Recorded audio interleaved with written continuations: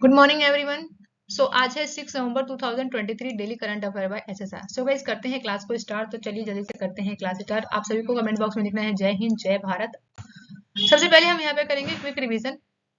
पत्रकारों के खिलाफ अपराधों के लिए दंड समाप्त करने हेतु अंतर्राष्ट्रीय दिवस कब मनाया जाता है? तो 2 नवंबर का दिन है, जिस दिन जो है बेसिकली क्या मनाते हैं, पत्रकारों के खिलाफ जो भी अपराध होते हैं उसके लिए दंड समाप्त करने हेतु अंतर्राष्ट्रीय दिवस मनाया जाता है पूरे विश्व भर में।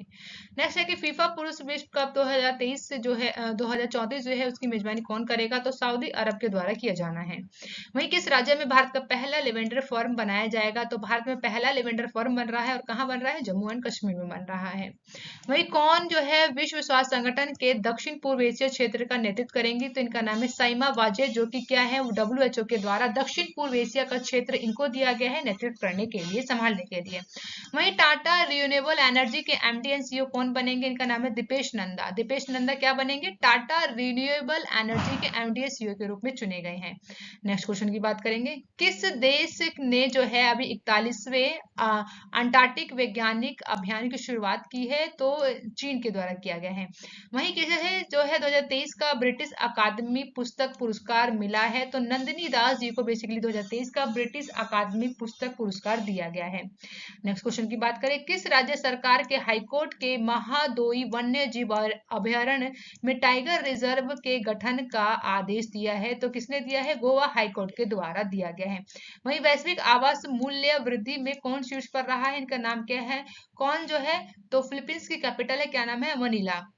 तो बेसिकली ये क्या है, विश्व आवास मूल्य वृद्धि में ये टॉप पर रहा है। अगर हम बात करें इंडिया की, तो मुंबई जो है इसमें 4th रैंक पर आता है। ठीक है, तो याद रखेंगे इसके बारे में।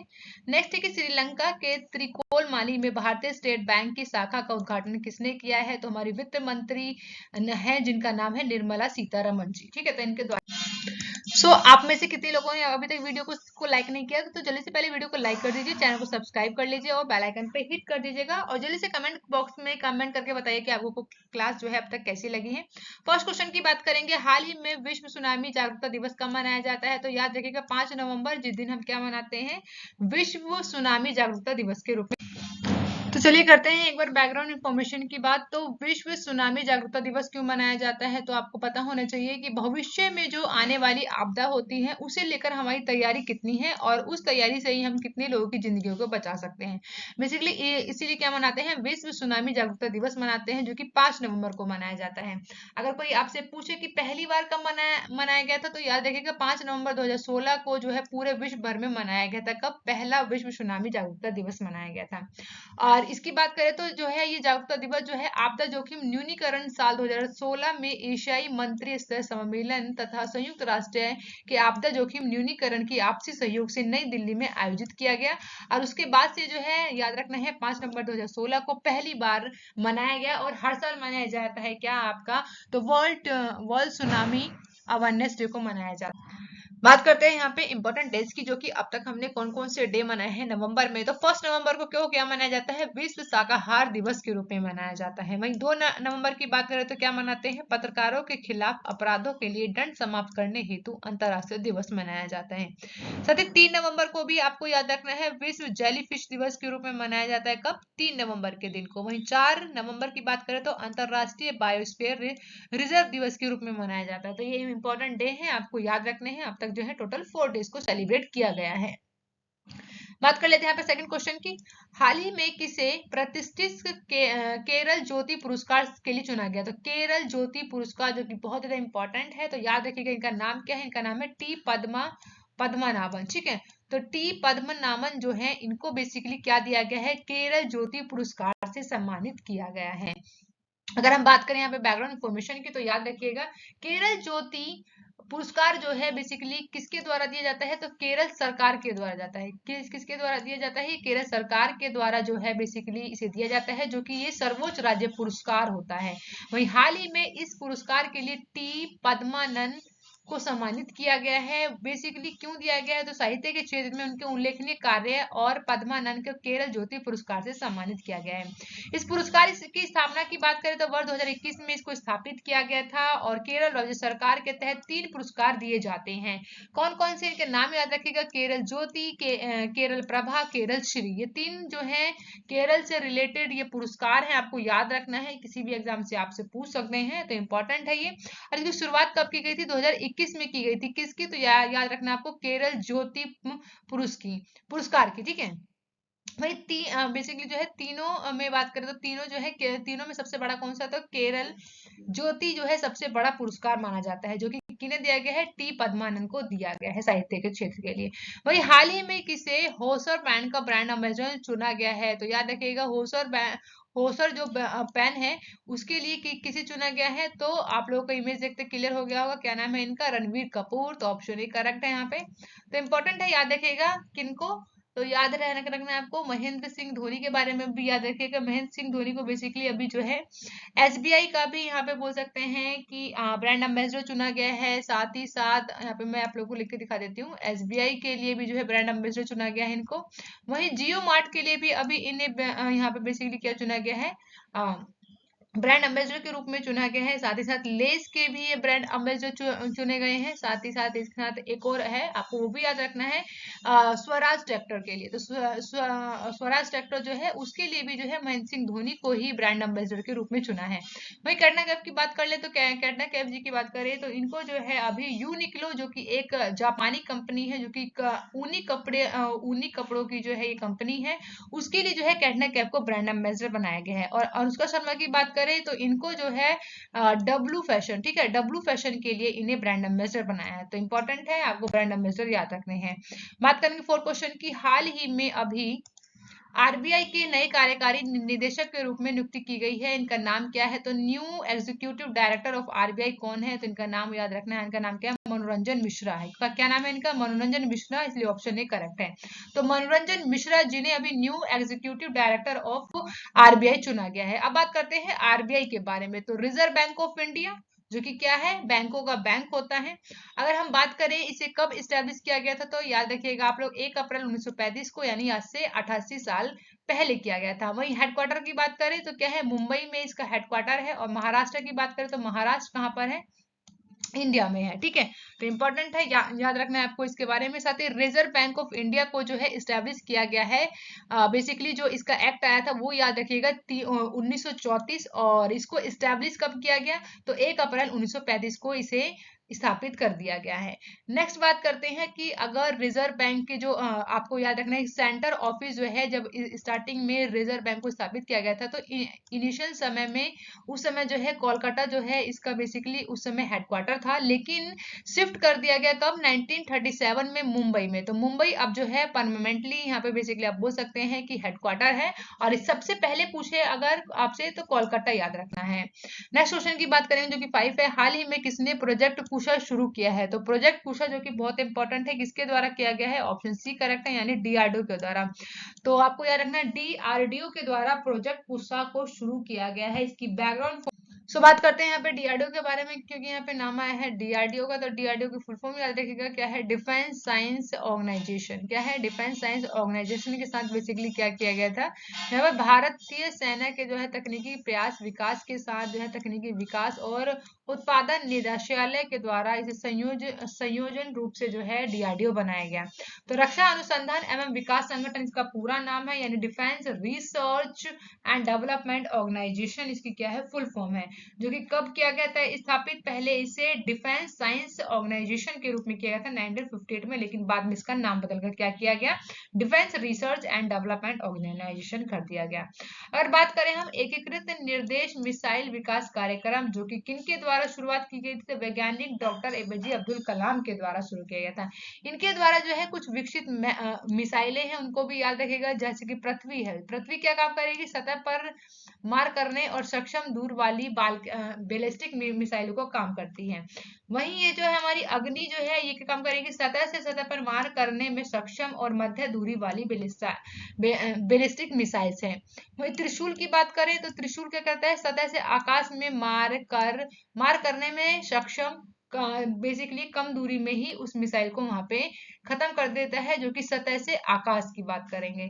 आकाश की बात करें यहाँ पे, आकाश मिसाइल जो कि सतह से आकाश में मार करने के लिए सक्षम मध्य दूरी वाली मिसाइल है।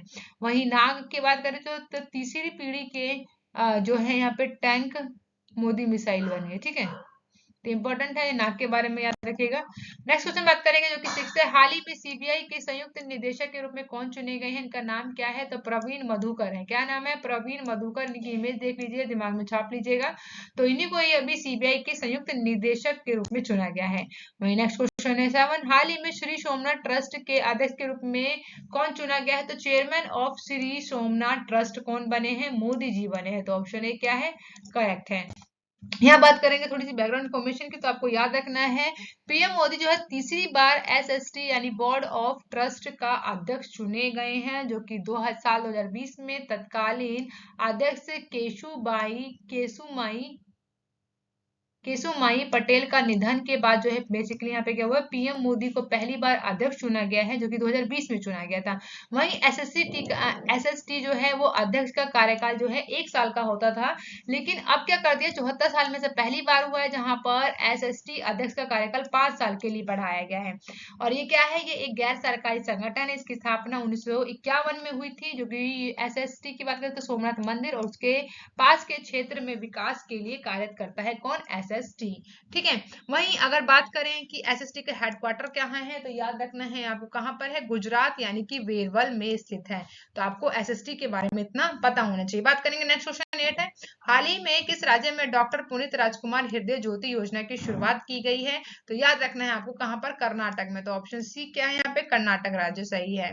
बात करेंगे नेक्स्ट क्वेश्चन की 9 है। हाल ही में किस देश ने चीन की बेल्ट एंड इनिशिएटिव से बाहर निकालने की घोषणा की है? तो इंपॉर्टेंट है, याद रखिएगा कि इसे फिलीपींस के द्वारा कहा गया है कि अब जो फिलीपींस जो है वो चाइना के जो बेल्ट एंड रोड इनिशिएटिव है उससे अब ये बाहर यानी कि स्वतंत्र होना चाहता है, इसकी घोषणा कर दी गई है। बेल्ट एंड रोड इनिशिएटिव क्या है, तो जरा समझिए यहाँ पे एक बार। तो वन बेल्ट वन रोड क्या है, थीम रखी गई है मोदी जी के द्वारा, वन बेल्ट वन रोड। इस परियोजना की जो बेसिकली शुरुआत कब की गई है, वर्ष 2013 में की गई थी। ये परियोजना जो है चीन के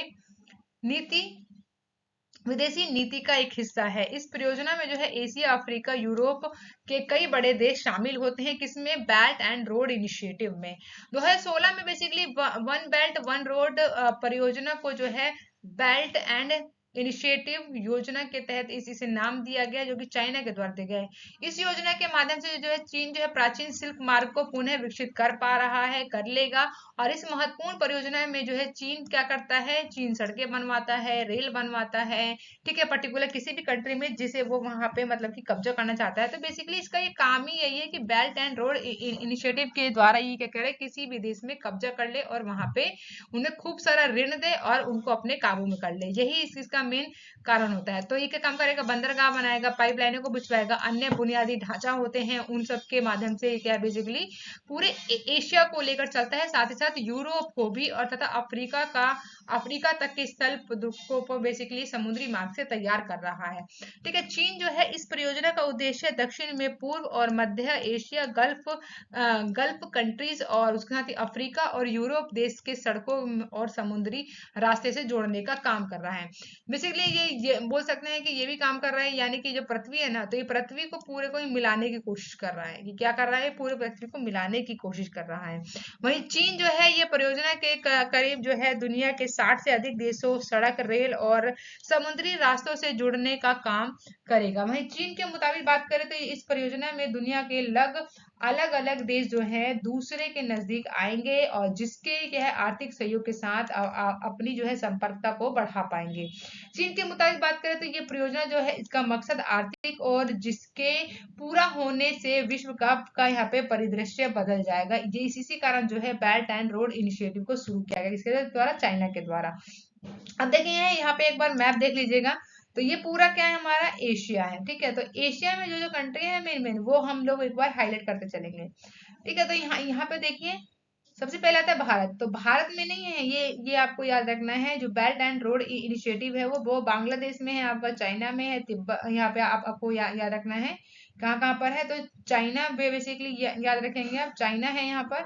और यहाँ पे याद रखना है कि कहाँ पे शुरू शुरू किया है, तो ये आपको ब्लैक ब्लैक पॉइंट दिख रहा है ना, तो कहाँ है, बांग्लादेश में, यानी कि बांग्लादेश है, श्रीलंका में बना रखा है इसने अपना ऐसे ही, और ईरान है, पाकिस्तान है, केन्या है, यहाँ पे दुबूती है। फिर साथ ही बात करें कौन है यहाँ पे, तो याद रखिएगा, आपको इनको याद रखना है कि यहाँ पे यूरोप के भी कुछ कंट्री यहाँ पे शामिल है। तो ये ब्लू वाली लाइन आप लोगों को क्लियर समझ में आ रही होगी, ठीक है, जो कि overland route of belt and road initiative पे काम करेंगे, और maritime route of belt and road initiative का ये पर्पल वाली लाइन यहाँ पे वर्क करती हुई दिखाई देगी।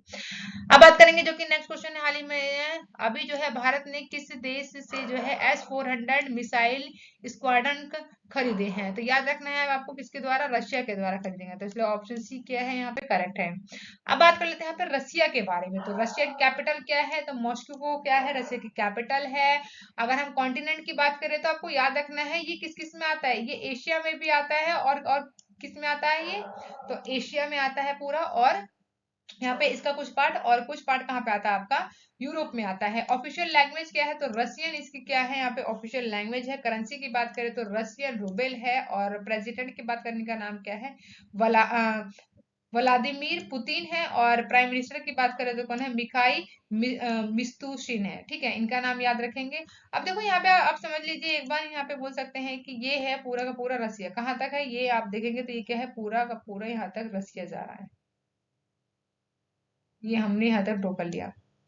रशिया, अब रशिया की जो कैपिटल जो है यहाँ पे हम बोल सकते हैं कि जो बॉर्डर है किस किस से साझा होते हैं, तो याद रखिएगा कजाकिस्तान से, मंगोलिया से, ठीक है। अगर इंडिया की बात करें तो इंडिया में यहाँ पे आपको याद रखना है लद्दाख या फिर जम्मू एंड कश्मीर वाला जो रीजन है, तो याद रखिएगा जो राइट हैंड साइड है ना वो लद्दाख वाला रीजन है, तो वो इस इससे यहाँ पे टच करता है, वही यहाँ यहाँ पर को याद रखना है जापान के साथ करता है। और यहाँ पे और भी देश अगर आप ध्यान से देखेंगे ना, तो एक सेकंड रुकिएगा, हाँ यहाँ पे देखिएगा बांग्लादेश है, भूटान के साथ यहाँ पे बॉर्डर को साझा करता है, नेपाल के साथ करता है। तो इंपॉर्टेंट है, आपको इतना पता होना चाहिए एशिया मैप के बारे में। अब बात करेंगे यहाँ पे जीके डोस के बारे में, तो फर्स्ट क्वेश्चन है हड़प्पा स्थलों में काली नृतिका की मूर्ति कहाँ स्थापित की गई है, तो यह देखिए कहाँ पर, मोहनजोदड़ो में, ठीक है ना। वही चौथे बौद्ध संगीति का जो है आयोजन किसके शासन काल में हुआ था, तो कनिष्क के शासन काल में किया गया था। शाहनामा की रचना कौन की है, किसने की है, तो हकीम अबुल कासिम का फिदोसी तुसी के द्वारा जो है शाहनामा की रचना की गई है। वहीं हीराकुंड बांध जो है किस नदी पर बना है, तो इंपॉर्टेंट ये है, याद रखेंगे इसे, महानदी पर है।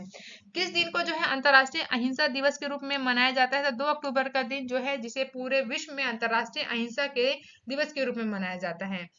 बात करेंगे नेक्स्ट क्वेश्चन, डूरन लाइन जो है किन दो देशों के बीच में है, अफगानिस्तान और पाकिस्तान के बीच में डूरन लाइन खींची गई है, कितने किलोमीटर है, जल्दी से कमेंट बॉक्स में बताइए। वही वर्तमान में जो है कुशीनगर में, बेसिकली अब आपको याद रखना है यहाँ पे जो है कुशीनगर में, जहां पर महात्मा गांधी ने निर्वाण की प्राप्ति हुई थी, उससे बेसिकली उस राज्य को क्या कहते हैं, तो याद रखिएगा बोध गया। वही चार मीनार कहाँ है, तो हैदराबाद में क्या है, चार मीनार है। भूगोल के जो है गल्फ स्ट्रीम क्या है, बोल सकते हैं कि भूगोल में जो वर्ड यूज किया जाता है गल्फ स्ट्रीम वो क्या है, तो उत्तरी अंटार्कटिक महासागर में प्रभावित होने वाली गर्म पानी की मुख्य प्रमुख याद रखना है महासागर की धारा होती है। वही वह धातु कौन सी है जो विटामिन 12 के घटक के रूप में, तो कोबाल्ट जो है यहाँ पे विटामिन 12 के घटक के रूप में काम करता है। अब बात करेंगे क्वेश्चन ऑफ द डे क्या है, हाल ही में किस राज्य सरकार का जो है राज्य का पहला लेवेंडर फॉर्म बनाया गया, तो ऑप्शन आप सभी के सामने कमेंट बॉक्स में आंसर बताइएगा, ठीक है। बात करेंगे यहाँ पे लास्ट वीडियो में जो मैंने आप लोगों से क्वेश्चन पूछा था, तो हाल ही में स्टेडियम में सचिन तेंदुलकर की प्रतिमा का अनावरण किया गया है, किस स्टेडियम में, तो वानखड़े स्टेडियम में, तो ऑप्शन सी क्या होगा यहाँ पे करेक्ट होगा, ठीक है। Thank you for watching guys, मिलते हैं नेक्स्ट वीडियो में। आप अपना बहुत ज्यादा ध्यान रखिए, खुश रहिए और मस्त रहिए, और बहुत अच्छे से पढ़ाई कीजिए, बहुत सारी पढ़ाई कीजिए। Bye bye guys and take care.